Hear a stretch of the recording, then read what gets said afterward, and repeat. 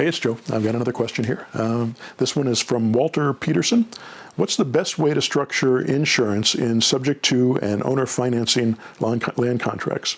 In the for rent method, obviously the seller keeps their insurance in place, but with the other two, is it best to have your own policy with the seller and their lender additionally insured, or have two separate policies, meaning you have one and the seller and lender have one?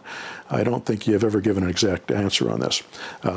Yes, the way to do this, if you're doing subject to or land contracts and you're a landlord, you're not living there, then you're going to want landlord insurance. And the way you do this as a subject to is you have them fill out the form that we've got for subject to, giving you permission to talk to and modify the insurance with their insurance company.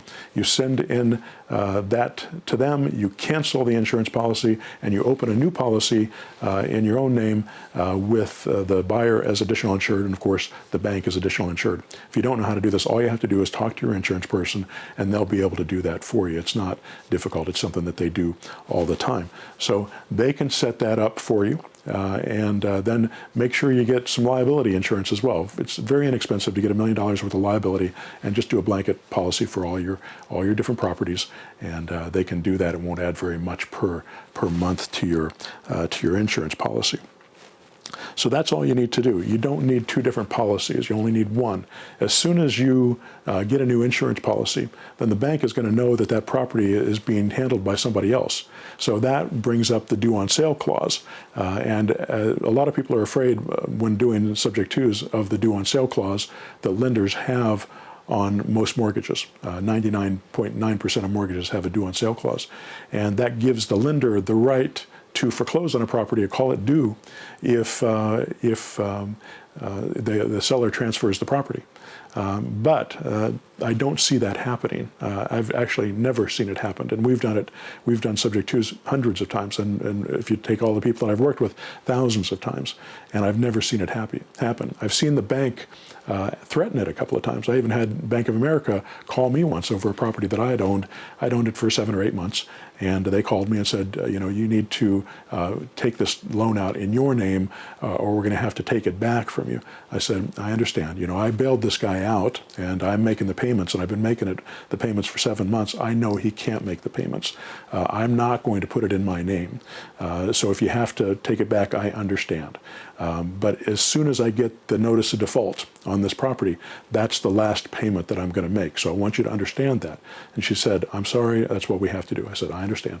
She hung up. 15 minutes later, she called me back and said, I just talked to my supervisor. He said, please keep making your payments. We're not going to file a notice of default. And I said, that's great.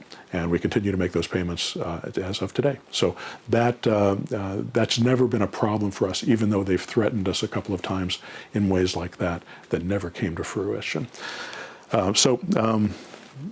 That's the only issue with this insurance, and the reason why some people don't like to transfer the insurance. You can leave it in the name of the original owner, but if the roof blows off and you have to get an insurance claim, then the check is going to be made out to that owner, not to you. You want it to be made out to you, and you want it to be your policy so that you know that you're covered, and you'd like to have a liability policy on top of that. And landlord insurance is a little cheaper than homeowners insurance, so it should be landlord insurance. If you're going to live in that property and you're taking a subject to, then you should get homeowners insurance on it, because that'll cover you in a different way.